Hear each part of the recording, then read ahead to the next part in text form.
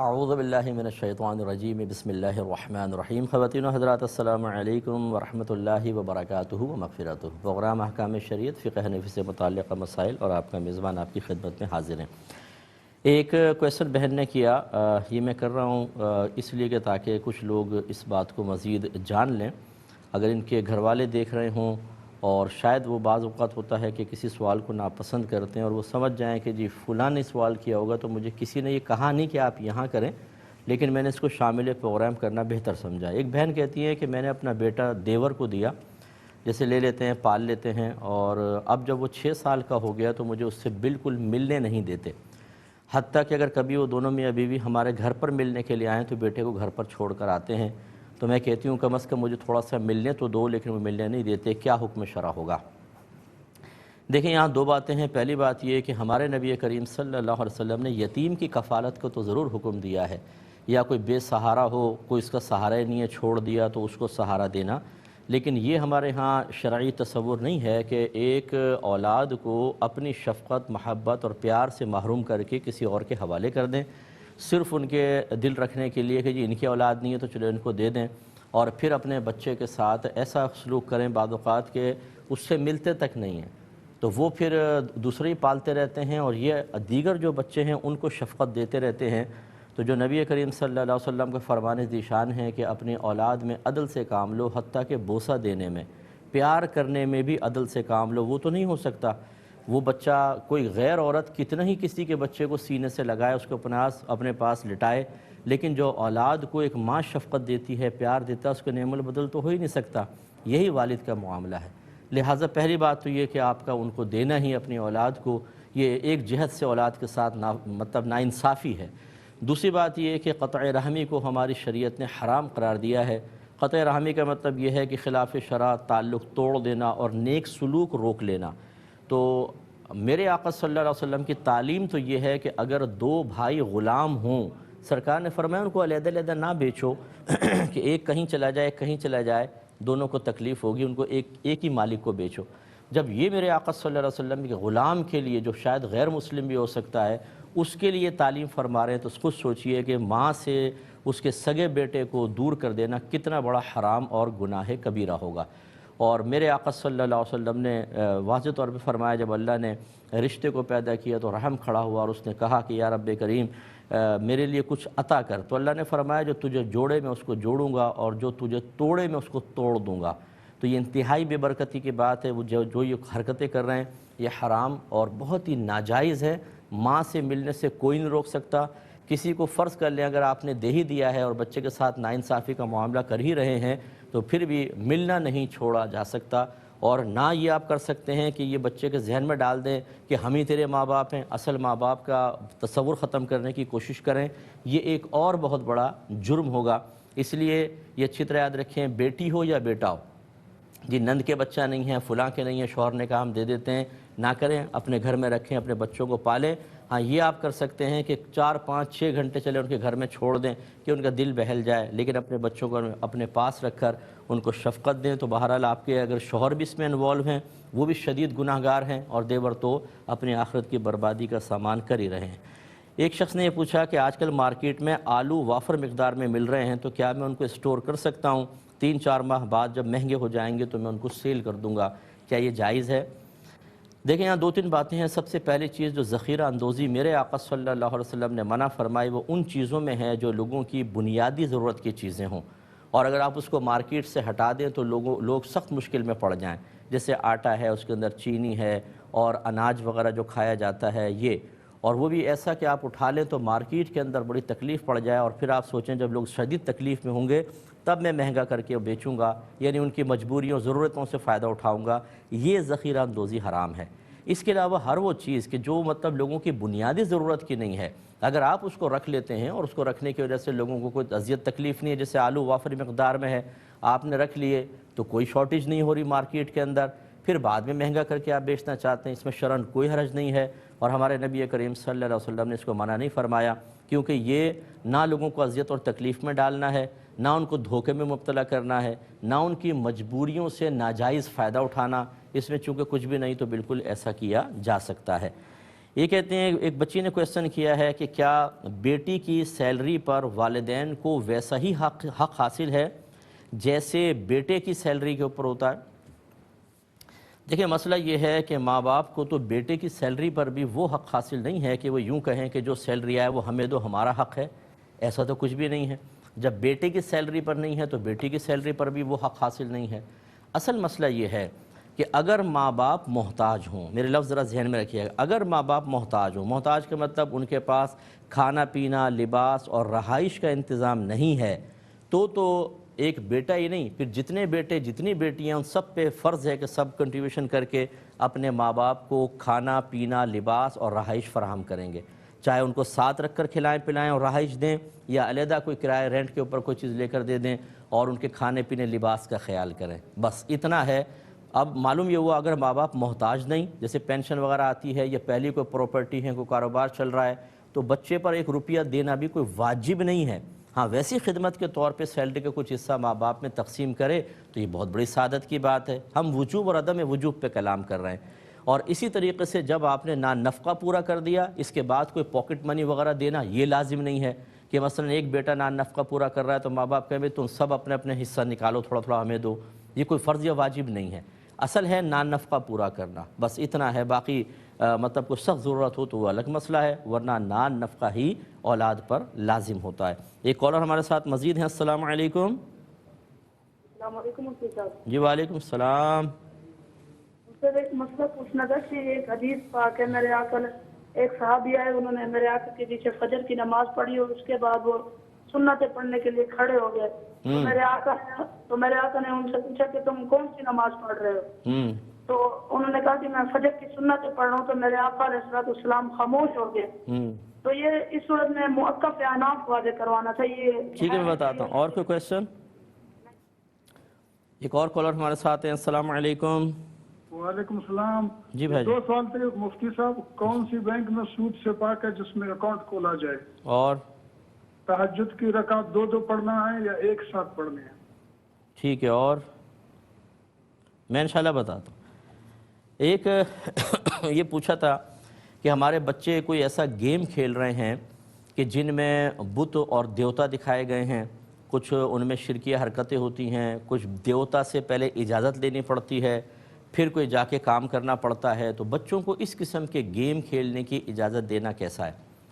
دیکھیں بڑے pre plan کام ہوتے ہیں، ہم لوگ تو سمجھتے ہیں گیم ہے، ہم سمجھتے ہیں ایک عام سا مسئلہ ہے، لیکن اس کے پیچھے بہت بڑے بڑے ذہن کام کر رہے ہوتے ہیں، ورلڈ وائڈ پولیٹکس پیچھے کام کر رہی ہوتی ہے۔ مسلمان کے دل سے جب اسلام نکل جائے، مسلمان اسلام کی تعلیم سے دور ہو جائے، حیا اس کے ذہن قلب سے دور ہو جائے، تو بس وہ مسلمان رہتا ہی نہیں ہے، پھر وہ نام کا مسلمان ہے، کام کا مسلمان نہیں رہا۔ اور بہت بڑی خواہشات ہیں کہ مسلمان نام کا مسلمان رہے، کام کا مسلمان نہ رہے۔ اسی میں ایک یہ ہے، اس قسم کے گیم بنانا، جس نے بھی بنایا یقینی سی بات ہے کہ وہ مطلب شرک مرتکب خود بھی ہوگا، وہ اپنے تصرفات، تصورات، اپنے نظریات، اپنے عقائد کو ایک گیم کے ذریعے شروع سے بچوں کے ذہن میں فٹ کر رہا ہے۔ وہ بچہ جس کو خدا کی پوری معرفت حاصل نہیں، اس سے اپنے بچوں سے اللہ کا مطلب پوچھ لیں، کوئی بچہ بتا دے تو کہ اللہ کسے کہتے ہیں، بنیادی عقائد پوچھ کر دیکھیں، بس تھوڑے تھوڑے جو اسلامیات میں پڑھیں وہ، اور ان کی وضاحتیں بالکل ذہن کے اندر نہ ہوں، اور یہ ٹھونس دیا جائے کہ جی یہ بت کام کریں گے، یہ دیوتا ہے، یہ بارش برسانے والا دیوتا ہے، یہ فلاں کام کرنے والا دیوتا ہے، ان سے پرمیشن لی تو تمہیں فتح حاصل ہو جائے گی۔ تو یہ مطلب خود سوچئے ہم اپنے بچوں کو کہاں دھکیل رہے ہیں۔ اس قسم کے گیم کھیلنا بچوں کے لیے سخت ناجائز ہے۔ اگرچہ میں یہ نہیں کہہ رہا ہوں کہ بچے گناہ گار ہوں گے، کہ جب تک وہ بالغ نہیں ہوں گے ان کے نام اعمال میں گناہ نہیں لکھا جائے گا، لیکن اس کا تمام تر وبال ہوگا والدین پر، جو غفلت اختیار کریں، جو اپنے بچوں کو ان چیزوں سے نہ روکیں، جانتے بوجھتے وہ شدید گناہ گار ہوں گے۔ اس قسم کے گیموں سے اپنے بچوں کو روکنا لازم ہے، کبھی بھی نہ کھیلنے دیں۔ ایک انہوں نے پوچھا ہے کہ ہمارے گھر میں 2 ہی عورتیں ہوتی ہیں، ایک ساس ہیں اور ایک بہو ہیں، بھائی چائے پی رہے تھے تو اس میں سے تعویذ نکل آیا۔ اب وہ بھائی نے پوچھا بھائی کس نے یہ ڈالا ہے؟ تو امی بھی انکار کر رہی ہیں اور بھابھی بھی انکار کر رہی ہیں، اور قرآن اٹھانے کے لیے تیار ہیں، کیا حکم شرع ہوگا؟ جواب دیتا ہوں۔ پہلے ایک کینیڈا سے کال ہے۔ السلام علیکم۔ جی وعلیکم السلام، میں جنید بات کر رہا ہوں کینیڈا سے. جی سر میرے 4 سوال ہیں. جی پہلا سوال یہ ہے کہ غیر مسلم جو ان کے اچھے برتاؤ کی وجہ سے ان کو دعا دی جا سکتی ہے کہ اللہ تمہیں میرے دین کی ہدایت دے اور کرونا وائرس سے بھی حفاظت فرمائے. اور دوسرا میرا سوال یہ ہے کہ منصورے سے عربی زبان میں دعا پڑھ سکتے ہیں ہم اس کو دیکھ کر، جبکہ وہ اچھے الفاظ میں لکھی ہوئی ہے، اس کو دیکھ کر ہم دعا مانگ سکتے ہیں یا اپنے الفاظ میں ہمیں دعا مانگنی ہوگی؟ اور میرا تیسرا سوال یہ ہے کہ گزشتہ سالوں کے سونے کی زکوٰۃ آج کے حساب سے دینا ہوگی یا گزشتہ سالوں کے حساب سے دینا ہوگی؟ جیسے 2010 میں سونے کی قیمت 30,000 تھی، آج 80,000 ہے، تو آج کی مالیت سے ہم مطلب آج کے دن ہم جو ہے زکوٰۃ دیتے ہیں 2010 کی، تو 30,000 روپے کے حساب سے دیں گے یا 80,000 کے حساب سے دیں گے سولے کے حساب سے؟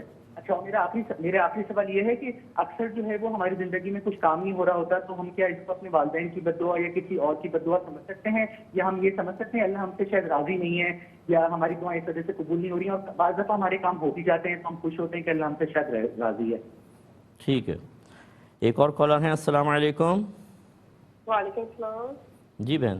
مفتی صاحب، میں نے آپ سے بات کرنی تھی کہ اگر کوئی والدین باپ ہے اور بچوں کے حقوق ادا نہیں کرتا، رشتہ داروں کے حقوق ادا نہیں کرتا، اپنے بیوی کے حقوق نہیں کرتا، جبکہ شروع سے ہی اور گھر سے نکالتے ہیں، تو اس کے بارے میں شریعت کیا حکم دیتی ہے؟ مطلب کیا پوچھنا چاہ رہی ہیں؟ حقوق ادا نہیں کرتا تو وہ گناہ گار ہے کہ نہیں ہے؟ کسی چیز کے بھی گناہ، ہاں جی، وہ کیا اس کے بارے میں کیا ہے باپ کی عزت کے حوالے سے یا پھر؟ اچھا میں بتاتا ہوں، چلیں ٹھیک ہے بتاتا ہوں. ایک مختصر سا بریک ہے، ہمیں یقین ہے آپ ہمارے ساتھ ہی رہیں گے. بسم اللہ الرحمن الرحیم. پہلے یہ موجودہ کویسچن لے لیتے ہیں، پھر آفیر کی طرف آئیں گے. بھائی نے فرمایا کہ کوئی ایک حدیث انہوں نے پڑھی ہے کہ کوئی فجر کی نماز کے بعد 2 رکعت نماز پڑھنے لگا، تو نبی کریم نے فرمایا آپ کون سی نماز پڑھ رہے ہیں؟ اس نے کہا کہ میری سنت رہ گئی تھی، ان کو ادا کر رہا ہوں. تو سرکار خاموش ہو گئے. تو صحیح موقف کیا ہے؟ دیکھیں، میں نے درس بخاری جو میرا بدھ اور جمعرات کو رات کو 9 بجے ہوتا ہے، 9 بجے سے 9:30 تک تقریباً ہوتا ہے، یہ ضرور دیکھا کریں. اس میں بہت سی چیزوں کی آپ کو وضاحت ہوگی. ایک چیز اس میں یہ میں بار بار بیان کرتا ہوں کہ کسی ایک حدیث کو پڑھ کر آپ از خود پڑھ لیا، اس سے نتیجہ نکال لیا اور اس پر علماء کی آراء کو یا جو علماء کسی کام کی اجازت دیتے ہیں اس کو پرکھنے کی کوشش نہ کریں. کیونکہ جب علماء کسی کوئی موقف بیان کرتے ہیں کہ ایسا کریں ایسا کریں، تو ان کا طریقہ کار یہ ہوتا ہے کہ اس موضوع سے متعلقہ تمام آیات، تمام احادیث، صحابہ کرام کے اقوال، ان کے افعال و اعمال وہ بالکل سامنے رکھتے ہیں، پھر سب کو دیکھنے کے بعد ایک نتیجہ مرتب کرتے ہیں. اب اس میں سے آپ کو ایک حدیث مل گئی، آپ نے اس کو لے کر اور تمام علماء کو اور پوری امت کو چیلنج کرنا شروع کیا. مطلب آپ نہیں کر رہے، جنرل بات کر رہا ہوں، چیلنج کرنا شروع کیا کہ دیکھیں حدیث میں تو یہ ہے اور آپ یہ کہہ رہے ہیں. بھائی حدیث کو سمجھنے کے لیے بھی ایک طاقت چاہیے. لہٰذا واضح طور پہ حدیث میں ہے، نبی کریم صلی اللہ علیہ وسلم نے ارشاد فرمایا، ابھی میں نے بخاری کے اندر بھی بیان کی کہ سرکار نے ارشاد فرمایا کہ فجر، ایک تو روایت میں یوں ہے کہ فجر اور عصر کی نماز کے بعد کوئی نفل نہیں، اور ایک روایت میں ہے کہ طلوع فجر کے بعد سے لے کر اور طلوع آفتاب تک سوائے سنت فجر کے کوئی نماز نہ پڑھو، یعنی نفل نماز نہ پڑھو. اس لیے اس قسم کی جو ممانعت کی حدیثیں ہیں وہ اصل میں ہمارے لیے بنیاد ہوتی ہیں.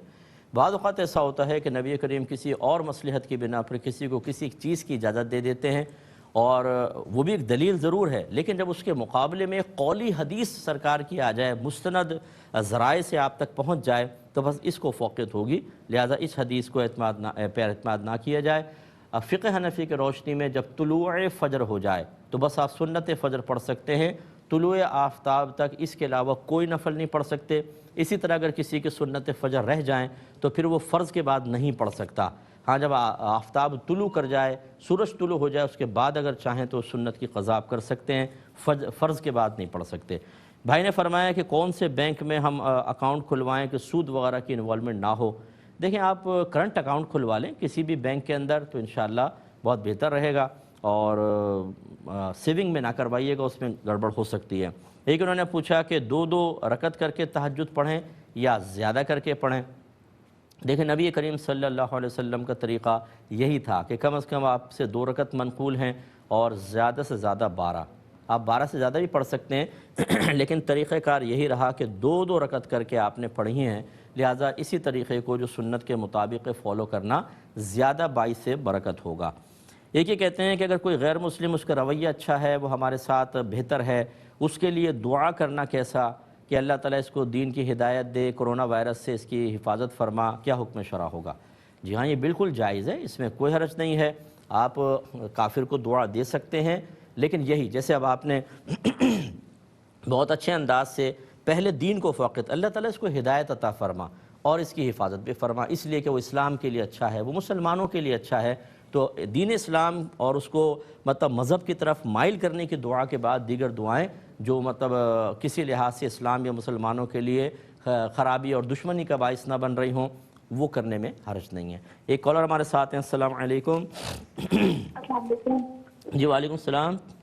مفتی صاحب میرے آپ سے دو سوال ہیں۔ ایک سوال تو یہ ہے کہ میں جب نماز پڑھتی ہوں نا تو اکثر مجھے سورہ کوثر پڑھنی ہو تو میں بیچ میں قل اللہ شریف شروع کرتی ہوں، کہ مجھے یاد آتا ہے اس میں رکعت تو میں نے سورہ کوثر پڑھنی ہے، تو میں وہ بیچ میں چھوڑ کے تو سورہ کوثر پڑھ لیتی ہوں۔ کیا مجھے قل اللہ شریف پوری پڑھنی چاہیے یا اس طرح کرنے سے غلط نہیں ہوتی نماز؟ ٹھیک ہے۔ اور دوسرا سوال میرا یہ ہے کہ میری اور ساس کے بیچ میں کافی پیکج ہوا ہے، جب مطلب ہوتا ہے تو وہ مجھ سے فرینڈ شپ کر لیتی ہیں، گرمیوں میں زیادہ تر کھانا پکانا ہے تو سب ماں بیٹیاں بیٹھی رہتی ہیں، اور جب مطلب نکل جاتا ہے تو جوتے مار کے کچن سے نکال دیتی ہیں۔ تو اس کنڈیشن میں اگر ہمارا اپنا سیپریٹ ہو جائے، اگر ہم اس کنڈیشن میں آپس میں رہتے تو ایک ہی گھر میں ہیں، مثلا میں اپنا پکاؤں اپنا پکائیں، اور اس میرے لیے کوئی ایسی وہ تو نہیں ہے کہ پتہ تعلق ہی تو نہیں ہوگی؟ یعنی کچن علیحدہ کرنا چاہ رہی ہیں آپ؟ ٹھیک ہے، میں بتاتا ہوں انشاءاللہ آپ کو، بالکل بتاتے ہیں۔ ایک یہ پوچھا تھا کہ بعض اوقات انٹرنیٹ وغیرہ پر کوئی عربک دعا بڑے اچھے الفاظ میں لکھی ہوتی ہے، اس کو دیکھ کر پڑھ کر اللہ کی بارگاہ میں دعا کرنا یہ افضل ہوتا ہے یا اپنے الفاظ میں ذکر کرنا؟ دیکھیں عربک کوئی بہت ہی خوبصورت لکھی ہوئی ہے دعا وغیرہ، یہ اللہ تعالیٰ ان چیزوں سے کوئی متاثر نہیں ہوتا۔ اللہ تبارک و تعالیٰ نے ایک معیار مقرر کیا ہے، وہ ہے اخلاص، توجہ قلب، آپ کا دنیا سے اپنے ذہن کو ہٹا کر اللہ کی طرف متوجہ ہو جانا، لہٰذا آپ ٹوٹے پوٹے الفاظ میں کریں، آنکھیں بند ہوں، اللہ تعالیٰ کی طرف آپ کی توجہ، اللہ کی طرف توجہ سے مراد اس کی ذات کی طرف تو نہیں، بس ذہن میں ایک تصور کہ میں اللہ سے گفتگو کر رہا ہوں، اور ٹوٹے پوٹے الفاظ میں اپنا موقف بیان کریں، یہ بیسٹ ہے۔ ہاں اگر ہم میرے آقا صلی اللہ علیہ وسلم کی کوئی منقول دعائیں ہیں عربک میں تو یقیناً ان کی برکات سے کوئی انکار نہیں کر سکتا، وہ بھی آپ پڑھنا چاہیں تو پڑھیں، لیکن ترجمہ اپنے ذہن میں ہوں۔ لیکن جب آپ موقف بیان کر رہے ہیں کوئی اللہ کی بارگاہ میں، اب آپ دیکھیں آپ کسی کے پاس جائیں کچھ مانگنے کے لیے اور پرچے میں پڑھ کر مانگ رہے ہوں، یہ کوئی اچھی بات تو نہیں ہوتی۔ آپ سامنے فی البدیہہ اللہ کی بارگاہ میں عرض کریں، یہ نہیں ہوگا کہ آپ بہت اچھے الفاظ میں کہیں تو اللہ متاثر ہو جائے گا معاذ اللہ، اور آپ کے الفاظ ٹوٹے پوٹے ہوئے تو اللہ تعالیٰ کہے گا معاذ اللہ، ایک فرضی بات کر رہا ہوں کہ بھئی یہ تو مزہ نہیں آیا، اس کی دعا میں رد کر دو۔ اللہ تعالیٰ اثر قبول کرنے سے پاک و صاف ہے۔ لاکھوں کروڑوں جاہل ترین لوگ ہیں جن کو بولنا تک نہیں آتا، وہ اللہ کی بارگاہ میں ہاتھ اٹھا کے دعائیں کر رہے ہیں، تو کیا اللہ تعالیٰ ان سب کی دعائیں اس لیے رد کر رہا ہے کہ ان کو مناسب الفاظ کا استعمال نہیں آتا، وہ جاہل ہیں، وہ ادبی الفاظ استعمال نہیں کر سکتے؟ ایسا نہیں ہے، یہ خیالات ذہن سے نکالیں اور اللہ کی درست معرفت حاصل کریں۔ تو پس جب آپ دعا مانگیں، آپ اس دعا کو ویسے پڑھنا چاہیں پڑھیں، لیکن جب اللہ کی بارگاہ میں کچھ طلب کرنا چاہیں تو ضرور اپنے الفاظ میں کریں، یا عربک اگر آپ ورڈ یوز کر رہے ہیں اس کا ترجمہ بالکل آپ کے ذہن میں ہونا چاہیے، اور خصوصی طور پر جو منقول دعائیں ہیں میرے آقا صلی اللہ علیہ وسلم سے، ان کا یا اکابرین سے، ان کو استعمال کریں۔ ہر اس طرح لکھی ہوئی دعاؤں کا کچھ آگے سیاق و سباق پتہ نہیں ہوتا، ہو سکتا ہے کوئی صحیح بات لکھی ہو یا نہ لکھی ہو۔ کتنے لوگ مجھے پوسٹ بھیج دیتے ہیں، میں ان کی پھر اصلاح کرنے کی کوشش کرتا ہوں، یعنی الٹے سیدھے الفاظ لکھے ہوتے ہیں، یہ وہ سمجھتے ہیں ہم بڑی گہرائی والی بات بیان کر رہے ہیں پوسٹ میں، اور وہ انتہائی سطحی قسم کی بلکہ خلاف شرع بلکہ اسلامی عقائد سے متصادم بات ہوتی ہے کہ بھائی اس طرح دعا نہیں کر سکتے، آپ غلط کر رہے ہیں، یہ کیوں آپ پوسٹ کر رہے ہیں؟ تو یہ دیکھ کے نہ کریں، اپنے اللہ کی بارگاہ میں دعا کیجیے، اللہ تعالیٰ قبول فرمائے گا۔ ایک کالر ہمارے ساتھ ہیں، السلام علیکم۔ وعلیکم السلام۔ جی بہن، جی مفتی صاحب میرے شوہر کا انتقال ہوا ہے 42 سال کی عمر میں۔ ذرا تھوڑا سا بہن پیچھے منہ کر کے بولیے، آپ کا بہت قریب کر کے بول رہی ہیں شاید، آپ تھوڑا سا ہٹائیے منہ پیچھے۔ اچھا جی، ہاں جی اب بولیے۔ مفتی صاحب میرے شوہر کا انتقال ہوا ہے، ان کی عمر 42 سال تھی۔ 42 تو میں یہ پوچھنا چاہ رہی ہوں کہ ان کی جو نماز اور روزوں کا جو فدیہ ہے جو انہوں نے نہیں پڑھے ہوں گے، مجھے نہیں پتا، ہماری شادی کو 14 سال ہوئے تھے، تو میں ان کے صدقہ جاریہ کے لیے ایسا کیا کروں کہ جس سے ان کو ثواب پہنچتا رہے؟ ٹھیک ہے بہن، میں عرض کرتا ہوں، بالکل اللہ تعالیٰ آپ کے جذبے کو سلامت رکھے۔ ایک اور کالر ہے، السلام علیکم۔ وعلیکم السلام۔ جی بہن، مفتی صاحب اگر خواتین جو ہیں وہ پردے میں آ کر شہری پردے میں آ کر یوٹیوب پہ کام کرنا چاہیں تو ان کے لیے ارننگ جائز ہوگی؟ اور دوسرا سوال یہ کہ ہم میوزک جو حرام ہے تو ہم خود سے کریٹ کر سکتے ہیں، جیسے کہ ہم مجموعہ برتن و خیرت سے کچھ کریٹ کر لیں یا چٹکیاں وغیرہ؟ بہنیں دوسرا کویشچن سمجھ میں نہیں آ رہا، دوبارہ کہیے۔ کہہ رہی ہوں جیسے میوزک حرام ہے تو ہم خود سے جیسے ہاتھ کی چٹکیاں وغیرہ بجا کر کے ویڈیو میں ساؤنڈ افیکٹ ڈال سکتے ہیں، کیا یہ جائز ہوگا؟ اچھا چٹکیوں ٹھیک ہے، میں انشاءاللہ عرض کرتا ہوں۔ ایک ہے یہ پوچھا کہ 2010 میں انہوں نے زکوٰۃ شاید ادا نہیں کی تھی اور اب یہ چاہتے ہیں کہ میں زکوٰۃ ادا کروں، تو کیا اس وقت کے سونے کا حساب ہوگا یا نئے ابھی 2020 کیا حساب ہوگا؟ اس ٹائم 30,000 سونا تھا، اب تقریباً 90,000 سے اوپر ہے، تو فرق تو بہت زیادہ ہے۔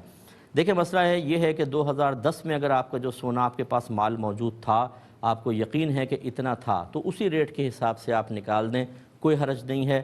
اور افضل اور اولیٰ یہ ہے کہ کرنٹ ریٹ سے آپ نکالیں، ٹھیک ہے نا، یہ افضل ہے کہ زیادہ ہو چکا ہے، غریب کا زیادہ فائدہ ہے۔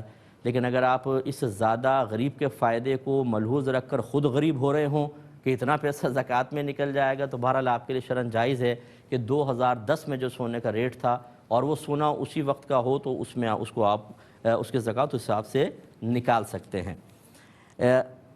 ایک مختصر سے ہم بریک لیں گے، ہمیں یقین ہے آپ ہمارا انتظار کریں گے۔ بسم اللہ الرحمن الرحیم۔ ایک انہوں نے کہا کہ بعض اوقات ہمارے کام بگڑ جاتے ہیں، بنتے نہیں ہیں، تو کیا ہم یہ کہہ سکتے ہیں کہ شاید یہ ہمارے والدین کی بد دعاؤں کا اثر ہے، یا اس کو اس بات کی بنیاد بنایا جا سکتا ہے کہ اللہ تعالی ہم سے ناراض ہو گیا ہے؟ دیکھیں مسئلہ یہ ہے کہ یہ جو چیزوں کا باہمی تعلق ہے یہ امور غیبیہ سے متعلق ہے، کہ اگر میرا کوئی کام بگڑ جاتا ہے، کیوں بگڑا، اس کا اصل سبب کیا ہے، یہ تو اللہ ہی بہتر جانتا ہے نا، یا اس کی وحی سے اس کے رسول بتا سکتے ہیں کہ معاملہ یوں ہوا۔ ہم لوگ بعض اوقات ایسا ہوتا ہے کہ اپنی دانست میں یا ذہن میں آنے والے خیال کے تابع ہو کر، یا کوئی بہت زیادہ اپنے آپ کو ہوشیار سمجھتا ہے تو وہ کہتا ہے کہ یار یہ جو کام بگڑا ہے نا، ہو نہ ہو اس کی نحوست سے ہوا ہے، یہ کنیکشن ملاتے رہتے ہیں آپس میں کہ اس سے ہوا ہوگا، اس سے ہوا ہوگا۔ ایسا پہلی بات تو یہ کہ 100% شیورٹی کے ساتھ آپ یقین نہ کریں، نہ کسی پہ الزام تراشی کریں، غلط ہے۔ دوسری بات یہ ہے کہ فرض کر لیں، ایک ہوتا ہے کہ ہم یقینی طور پہ نہیں کہہ رہے، گمان کر رہے ہیں، غالب گمان، کہ کام بگڑ گیا، اب سوچا کہ یار کیا میں نے غلطی کی تھی، پتہ چلا جی والدہ کے ساتھ سخت لہجے میں گفتگو کی تھی، اب یہ واقعی اس کا نتیجہ ہے یہ تو کوئی بھی نہیں کہہ سکتا، لیکن آپ گمان کر سکتے ہیں، کیونکہ یہ گمان آپ کو اچھائی کی طرف لے کر جائے گا۔ یار میں نے والدہ کا دل توڑا، ہو سکتا ہے کہ یہ اس کی سزا ہو، تو آپ جا کے والدہ سے معافی مانگ لیں، یہ آپ کو پازیٹیو وے کی طرف لے کر جا رہا ہے۔ لیکن اگر یہ پازیٹیو وے کی طرف لے کر نہ جائے بلکہ نیگیٹو بن جائے، جیسے مثال کے طور پہ کسی کو صبح دیکھا، آپ گئے کام خراب ہو گیا، آپ نے کہا کیوں ہوا، پھر آپ نے کہا ہو یار اس کی شکل دیکھی تھی، منحوس آدمی، اب آئندہ نہیں دیکھوں گا، یہ تو آپ کو غلط چیز کی طرف لے گیا۔ کیسے آپ نے کہا کہ اس کی نحوست ہے؟ یہ کیوں نہیں کہتے کہ آپ کی خود آپ کی نحوست ہے؟ اگر میں کہوں تو پھر آپ برا مان جائیں گے۔ تو اس کا مطلب یہ ہوا کہ ہم اس طریقے سے اپنی غلطیوں پر ایسا نتیجہ مرتب کرنا یا ایسا دو چیزوں کا تعلق باہم ملانا جو یقینی طور پہ ہم نہ کہہ رہے ہوں، صرف گمان یا ظن کے اعتبار سے کہہ رہے ہوں، اور وہ ہمیں پازیٹیو چیز کی طرف لے جائے، مثبت اچھی چیز کی طرف لے جائے، اچھے نتیجے کی طرف لے جائے، اس میں کوئی حرج بھی نہیں ہے۔ یہ میرے الفاظ یاد رکھیے گا، انشاءاللہ بہت نفع دیں گے۔ تو لہٰذا اگر آپ نے کوئی گناہ گار ہیں، گناہ کر رہے ہیں، کام بگڑ گیا اور آپ نے کہا یار اللہ ناراض ہوا ہے میرے گناہوں کی وجہ سے تبھی ایسا ہے، تو یہ بہت اچھی بات ہے نا، آپ توبہ کریں گے، آپ گناہ چھوڑیں گے اس طرح۔ لیکن اس کو بھی آپ 100% یقینی طور پہ نہیں کہہ سکتے کہ میں 100% قسم کھا سکتا ہوں اس طرح ہوا ہے۔ کیسے بھائی؟ کوئی آپ معاذ اللہ کوئی نبی ہیں یا خدائی کا دعویٰ کر رہے ہیں، دونوں چیزیں غلط ہوں گی، اور تو ایسا تو ہو ہی نہیں سکتا، وہ اللہ ہی بتا سکتا ہے یا اس کے وحی سے اس کے رسول بتا سکتے ہیں۔ ہم مسلمانوں کا عقیدہ تو یہ ہے کہ اللہ نہ بتائے تو رسول بھی نہیں بتا سکتے، وہ اللہ کے سے علم حاصل کرتے ہیں پھر لوگوں کو بتاتے ہیں، از خود تو نبی بھی نہیں بتا سکتے نا۔ اس لیے ذرا ذہن میں رکھیں، اور یہ تعلقات جو ہم ملا کر بعض اوقات کسی کو منحوس کہہ رہے ہوتے ہیں، کسی سے قطع تعلق کر رہے ہوتے ہیں، کسی کو گھر سے باہر نکال رہے ہوتے ہیں، یہ بالکل غلط ہوتا ہے۔ ایک یہ کہتے ہیں کہ میرے شوہر جو ہیں وہ حقوق ادا نہیں کرتے، نہ میرے نہ بچوں کے، ماں باپ سے بدتمیزی وغیرہ، ایسے شخص کا کیا حکم ہوگا؟ لیکن لازم سی بات ہے کہ ایسا شخص واقعی بہت بڑا گناہ گار ہے، لیکن میں دائرہ ادب میں رہ کے بارہا ہی عرض کرتا ہوں کہ کسی شخص کے اوپر آپ جب یہ مطلب اس کو مجرم قرار دیتے ہیں، ملزم قرار دیتے ہیں، تو ذرا اس کے اسباب پر بھی تو غور کر لیا کریں، وہ اتنا بگڑا ہوا کیوں ہے، کس نے غفلت اور کوتاہی کی کہ وہ اس اسٹیج تک پہنچا ہوا ہے۔ اگر آپ تھوڑا سا غور کریں گے تو میرے ماں باپ یہاں پر جو بھی ہمارے والدین دیکھ رہے ہیں، وہ ناراض نہ ہوں، والدین کا بہت بڑا قصور ہوتا ہے۔ میں اکثر یہ جملے کہتا ہوں کہ جب تک اولاد ہمارے ساتھ ٹھیک ہوتی ہے نا، ہم اس بات کی پرواہ نہیں کرتے کہ یہ دین اللہ اس کے رسول کے ساتھ قرآن کے ساتھ ٹھیک ہے یا نہیں، ہمارے ساتھ ٹھیک ہے۔ اور جب وہ ہم سے بگڑتی ہے پھر ہم اس کو یاد دلاتے ہیں کہ تم اللہ کا بھی نہیں کرتے ہو رسول کا، پھر ہمیں یعنی سب دین یاد آ جاتا ہے۔ یہ غلط طریقہ کار ہے۔ جتنے بھی ماں باپ ہیں جو ہو چکے ہیں یا عنقریب ہونے والے ہیں، انہیں چاہیے کہ اپنی اولاد کی تربیت کے سلسلے میں باقاعدہ تربیت اور علم حاصل کریں، اور سوچئے کہ ہمیں کس انداز سے تربیت کرنی ہے۔ اپنی اولاد کی تربیت کامل کی ہو، ان کو دین سکھایا ہو، اخلاق سکھایا ہو، ان کو گناہوں کی معرفت، ان کو قبر کا احساس، موت کا احساس، اللہ کی بارگاہ میں کھڑے ہونے کا احساس دلایا ہو، جنت دوزخ کے تصورات، اس کی باتیں گھر کے اندر ہوتی ہوں، تو پھر بچوں کا مائنڈ بنتا ہے۔ پھر خود ماں باپ کر کے دکھاتے ہیں تو بچے دیکھتے ہیں، آبزرو کرتے ہیں، یہ آبزرویشن ان کو اچھی چیز کی طرف لے کے جاتی ہے، وہ اپنی ازدواجی زندگی کو بہتر بناتے ہیں۔ یہ کچھ بھی نہ ہو اور آپ چاہیں کہ سامنے والا فرشتہ بن جائے، تو یہ چیز نہیں ہوتی ہے۔ تو میں بہرحال ہم ان کو ٹھیک نہیں کہہ رہے، ان پر بھی وبال ہے، لیکن جو سبب بنے ان پر بھی ہے۔ اور آخری نقطہ سمجھانے کا بس یہ ہے کہ جب آپ سمجھتے ہیں کہ، اور یہ حقیقت ہے کہ ایک شخص کی تربیت نہ ہو، اس کو اچھا ماحول فراہم نہ کیا جائے، تو وہ اسی طرح زندگیاں تباہ کرتا ہے جیسے ابھی وہ آپ کی سب کی زندگی حرام کی ہوئی ہے۔ تو پھر اپنی اولاد کو ہم کیوں نہ سکھائیں، انہیں اچھا کیوں نہ بنائیں، ورنہ وہ بھی کل یہی پھر کرتے ہوئے نظر آئیں گے اور کسی کی زندگی برباد کر رہے ہوں گے۔ مجھے امید ہے کہ آپ بات سمجھ گئے ہوں گی۔ ایک یہ کہتے ہیں کہ میں نماز شروع کرتی ہوں، ارادہ ہوتا ہے مثلا قل هو اللہ شریف پڑھوں، لیکن سورہ کوثر اسٹارٹ ہو گئی، یا سورہ کوثر پڑھنا چاہتی ہوں قل اللہ شریف، تو میں درمیان سے چھوڑ کر اس مطلوبہ صورت کی طرف آ جاتی ہوں۔ ٹھیک ہے، یہ عمل بالکل غلط ہے، بالکل غلط۔ آپ جب ایک صورت شروع کر دی ہے اس کو ہی پڑھیں بس، پھر دوسری کی طرف نہ جائیں، ٹھیک ہے نا، وہ کسی اور رکعت کے اندر پڑھ لیں۔ یہ توڑ کر فوراً چھوڑ دینا اور دوسری کی طرف آ جانا یہ بالکل غلط ہے، ایسا نہ کریں، اس میں بڑی خرابیاں ہو سکتی ہیں، لیکن ابھی قلیل وقت ہے اس لیے میں اس کو بیان نہیں کر رہا ہوں۔ یہ کہتے ہیں کہ میرے ساس جو ہیں کبھی تو میرے ساتھ بہت ٹھیک ہوتی ہیں، جب کوئی کام وغیرہ ہوتا ہے نکالنا ہوتا ہے، اور جب کام وغیرہ ختم ہو جاتا ہے تو پھر ہمارے گھروں میں لڑائی جھگڑے کی فضا قائم ہو جاتی ہے۔ تو میں اپنا کچن علیحدہ کرنا چاہتی ہوں کہ میں اپنا پکاؤں اپنا کھاؤں، اس میں کوئی مطلب خلاف شرع چیز تو نہیں ہے۔ لیکن سب سے پہلی چیز ہوتی ہے کہ جتنا اتحاد اور اتفاق ہوگا اتنی برکت زیادہ ہوگی۔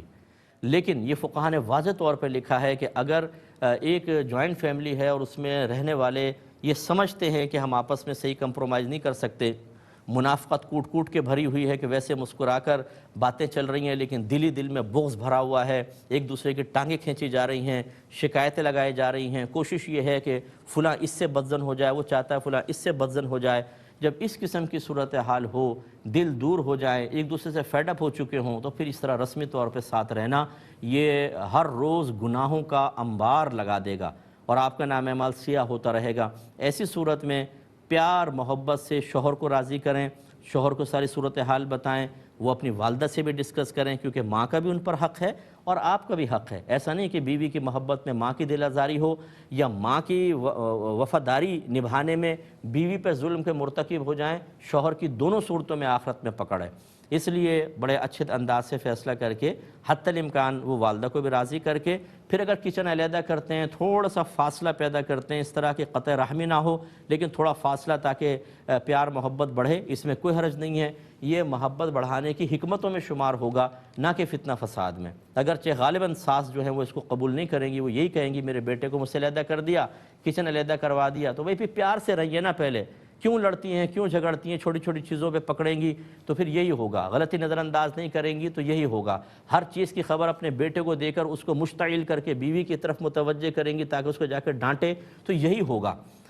اگر بیٹی بہو جو ہے وہ ساس کو ماں سمجھے اور ساس اپنی بہو کو اپنی بیٹی کی مثل سمجھے، کبھی بھی گڑبڑ نہیں ہو سکتی۔ آپ دیکھیں کہ جو بہو ساس کی شکایتیں کر رہی ہوتی ہے، یہ غور کرے تو اس کی اپنی ماں کے اندر بعض اوقات یہ چیزیں ہوتی ہیں اور وہ بھابھی کے ساتھ یہ معاملہ کر رہی ہوتی ہے، لیکن چونکہ ماں ہے کوئی بات نہیں، وہاں ماں ٹھیک ہے بھابھی خراب ہے۔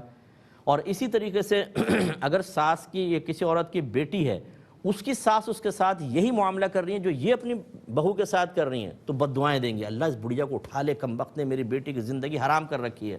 تو اماں جان تھوڑا سا رخ موڑ کے اس طرف دیکھیں، یہاں آئینہ ہے، اس میں بھی آپ کو ایک ایسی خاتون شاید نظر آ جائے جو اپنی بہو کی زندگی حرام کی ہوئی ہے، لیکن جو یہ کر رہی ہیں وہ بالکل ٹھیک ہے، جو ساس میری بیٹی کے ساتھ کر رہی ہے وہ بالکل غلط ہے۔ بس اس کو تھوڑا سوچئے، برا مانے بغیر اعتدال پیدا کریں، بچوں پہ شفقت کریں۔ بچیاں غلطیاں کریں گی پیار محبت سے سمجھائیں، اور بچوں کو چاہیے کہ اپنے بڑوں کا ادب کریں۔ میں اکثر بچیوں کو یہ اپنے اکیڈمی کی بھی سمجھاتا ہوں کہ آپ ایک نظر سے ابھی ساس کو دیکھ رہی ہیں ایک جہت سے، یاد رکھیں کل آپ بھی ساس بنیں گی، پھر آپ کی بھی بہو آئے گی، پھر ذرا یہ جو آپ ابھی چاہ رہی ہیں نا ساس میرے ساتھ کرے تو وہ پھر بہو کے ساتھ کیجیے گا، اور جو پھر آج آپ کو ساس کا برا لگ رہا ہے کل خود آپ یہ بہو کے ساتھ کر رہی ہوں گی۔ اس لیے اچھی طریقے سے موجودہ حالت، ایک دوسرے کے رشتوں کا تقدس، احترام، اور اپنے قریبی فیوچر کو سامنے رکھیے کہ کل ہمارے ساتھ بھی ایسا ہی ہوگا، پھر انشاءاللہ آپ دیکھیں کہ گھر جنت بنتا ہے۔ لیکن ہم ان کو سننا ہی نہیں چاہتے، بس لگے ہوئے ہیں ایک دوسرے سے فائٹ کر رہے ہیں، کریں پھر فائٹ، ساری زندگی بے سکون رہیں گے، دنیا میں بھی بے سکون اور مرنے کے بعد بھی بے سکونی، کیونکہ آپ ظلم کر چکے ہوں گے، زیادتی کر چکے ہوں گے، دل آزاریاں کر چکے ہوں گے، آپ نے غیبتیں کی ہوں گی، آپ نے چغلیاں کی ہوں گی، آپ نے ٹانگیں کھینچی ہوں گی، آپ نے دلوں میں نفرت اور جدائی کے وائرس، کرونا خطرناک نہیں جتنا یہ عورتوں کی طرف سے یہ والے وائرس انجیکٹ کرنا خطرناک ہوتا ہے کہ دل دور ہو جاتے ہیں اور رشتے ختم ہو جاتے ہیں۔ برا مت مانیے گا، لیکن ان سب چیزوں کا خیال کریں۔ بہن کہتی ہے میرے شوہر کے 42 ایئرز اولڈ تھے، وہ انتقال ہوا ہے، ان کے کچھ نماز روزے ہو سکتا ہے رہ گئے ہوں، ان کی شادی کو غالباً 16 سال ہوئے، انہوں نے پڑھی نہیں پڑھی، ان کو پہلے کی پتہ نہیں ہے، تو کیا حکم ہوگا؟ دیکھیں جب آپ کو پتہ ہی نہیں ہے تو فدیہ دینے کی کوئی حاجت نہیں، اور اگر آپ کے سامنے شادی کے بعد آپ نے دیکھا کہ کچھ نمازیں رہ گئیں تو ہر نماز کے بدلے ایک صدقہ فطر کی مقدار صدقہ کر دیجئے گا تو وہ فدیہ ہو جائے گا۔ اور اس میں اب یقینی سی بات ہے کہ آپ کو ایکوریٹ تعداد تو پتہ نہیں ہوگی، غالب گمان کر لیجئے گا، شاید 1 ہفتے کی نہیں پڑی ہوں گی، 2 ہفتے کی، 1 سال کی، 2 سال کی، جہاں دل جمے کہ ہاں اس سے زیادہ تو قضا نہیں کی ہوں گی، ان کو لکھ لیں، ان کا آہستہ آہستہ فدیہ دیتی رہیں تو انشاءاللہ ہو جائے گا۔ اور صدقہ جاریہ کے لیے عالم بنائیں، مفتی بنائیں، مسجد قائم کریں، اس میں چندہ دے دیں، قرآن پاک دیں، یہ بہت اچھا ہے۔ باقی جو بچی نے کویسچن کیا یہ خواتین کے شرعی پردے کا، یوٹیوب وغیرہ کا، یہ چونکہ تھوڑا سا طوالت چاہتا ہے، میں کل کے پروگرام میں انشاءاللہ ان سوالات کو پہلے لوں گا پھر جواب دوں گا۔ اللہ تعالیٰ عمل کی توفیق عطا فرمائے۔ وآخر دعوانا ان الحمدللہ رب العالمین۔